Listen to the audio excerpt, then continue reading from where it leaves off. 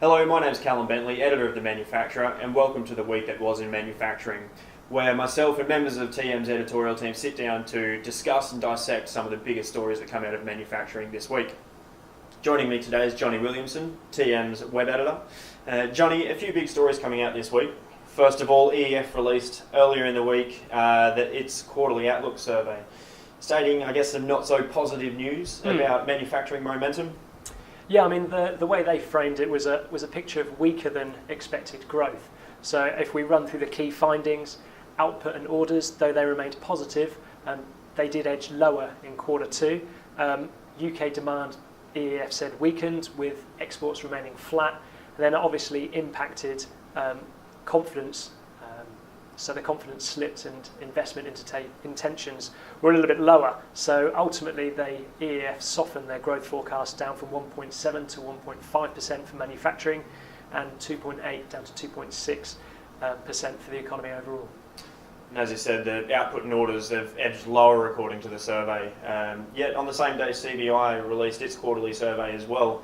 And it was, I guess, a bit of a different story when talking about particularly output and orders. I said, while it's still not as strong as some of the previous figures, they still are positive, particularly looking at last month when it was a 22-month low.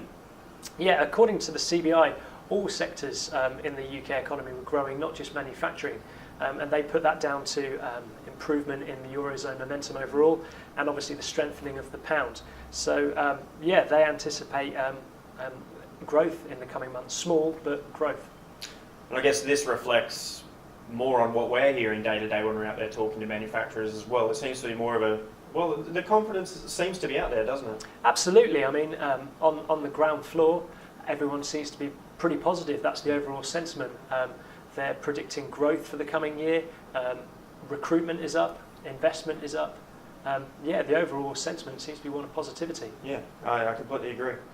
And moving on to something that stretches a little bit further than just the manufacturing sector, but is still very, very concerning and important for manufacturers as well, and that's cybersecurity.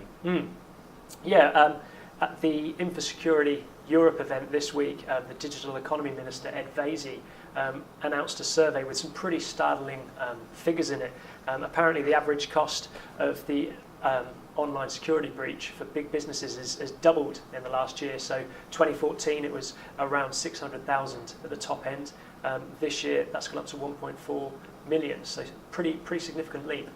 Yeah, but this doesn't just concern those big guys. I mean, those bigger companies, they have the resources to be able to react and overcome some of these cyber attacks when they do happen.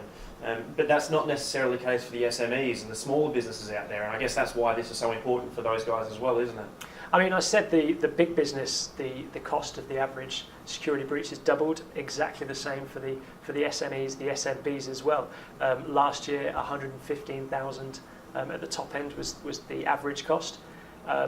This year it's 310, over 310.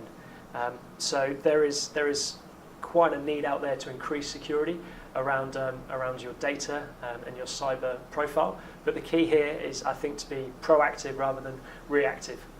Absolutely, couldn't agree more. And we'll make sure we have a link down at the bottom of the description to get in touch and to be able to download the government's 10 steps to cybersecurity, which is a pretty important document to get your hands on as well. And just finally, moving on to some more positive news.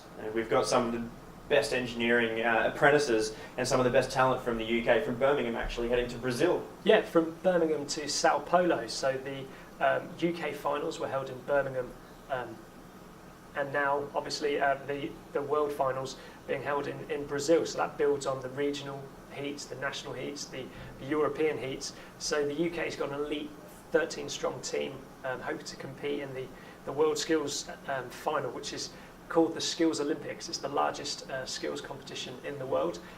Over 80 nations are competing this year, and they're demonstrating skills ranging from agriculture, hairdressing, CNC milling, turning, mechatronics. So a real impressive array of skills on display.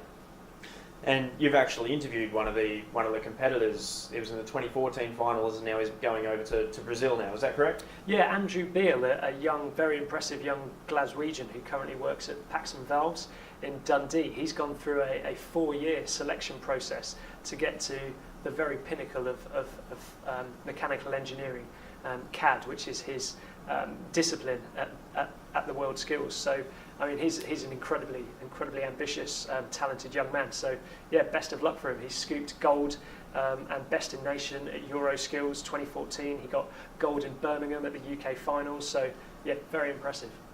Absolutely, and good luck to all of the competitors at World Skills Challenge from everyone here at the manufacturer. And in case you want to get in touch and find out more about any of these stories that we've discussed today, there'll be links to the stories in the box below. Or you can find any of these articles and more at themanufacturer.com. And also make sure to follow The Manufacturer on Twitter at @TheManufacturer to keep up with all of the happenings from the UK manufacturing sector. Johnny, thank you so much for joining us today. Pleasure, thanks.